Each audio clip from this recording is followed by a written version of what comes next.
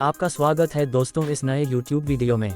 2 दिवसीय G20 शिखर सम्मेलन के उद्घाटन सत्र के दौरान प्रधानमंत्री नरेंद्र मोदी ने घोषणा की कि अफ्रीकी संघ EU को दुनिया भर की G20 सबसे बड़ी अर्थव्यवस्थाओं के समूह G20 में स्थायी सदस्यता प्रदान की गई है। घोषणा के तुरंत बाद कोमोरोस संघ के अध्यक्ष और EU अध्यक्ष अज़ाली असौमानी ने G20 के पूर्ण सदस्य के रूप में सीट ग्रहण की। G20 नेताओं के विचार विमर्श शुरू करने से पहले पीएम मोदी ने अफ्रीकी संघ के अध्यक्ष कोमोरोस अज़ाली असौमानी को गले लगाकर बधाई दी। G20 में 19 देश Bharat, Argentina, Australia, Brazil, Canada, चीन, France, Germany, Indonesia, Italy, Japan, Korea गणराज्य, मैक्सिको, रूस, सऊदी अरब, दक्षिण अफ्रीका, तुर्की, यूनाइटेड किंगडम और संयुक्त राज्य अमेरिका और यूरोपीय संघ शामिल हैं।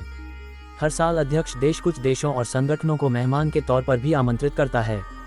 G20 के सदस्य देश दुनिया की 60% आबादी की नुमाइंदगी करते हैं। इन देशों का पूरी दुनिया की GDP में 85% और अंतर्राष्ट्रीय व्यापार में 75% हिस्सेदारी है। भारत को G20 से इस बार बहुत फायदा होगा। भारत को आज़ाद हुए 76 साल हो चुके हैं। इस दौरान देश ने कई उपलब्धियां हासिल की है। हम आज कई क्षेत्रों में टॉप 5 में हैं, कई में टॉप 3 तो कुछ जगहों पर टॉप पर हैं। इसके बावजूद भारत को विकासशील देशों में गिना जाता है।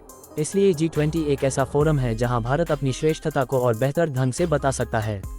पीएम मोदी का भी लक्ष्य है कि जब देश आज़ादी के 100 साल मना रहा होगा तब 2047 में भारत एक विकसित राष्ट्र होगा।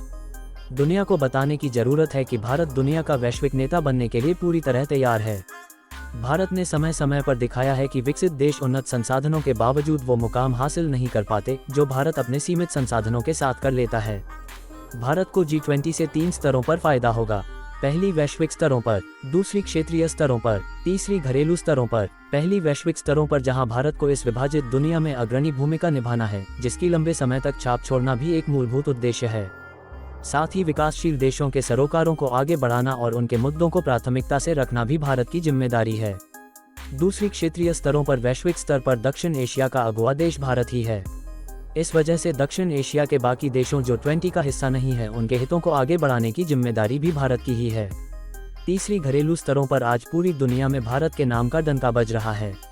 सिर्फ भारत को ही नहीं बल्कि पूरी दुनिया को भी भारत की जरूरत है। ऐसे में दुनिया भर में भारत की बढ़ती हैसियत की घरेलू माहौल में पुष्टि करना भी एक बड़ी जिम्मेदारी है। G20 में भारत किन बहुत से मुद्दों पर जोर देगा, जैसे कि डिजिटल फासले को कम करना, वित्तीय विनियमन और आर्थिक विकास पर चर्चा और जलवायु संकट पर होगी चर्चा। आपको यह वीडियो कैसा लगा इसे कमेंट्स में जरूर बताएं। अगर आपके कोई सवाल हैं तो आप मुझसे पूछ सकते हैं। धन्यवाद और हमारे चैनल को सब्सक्राइब करना ना भूलें। Subscribe now and press the bell icon.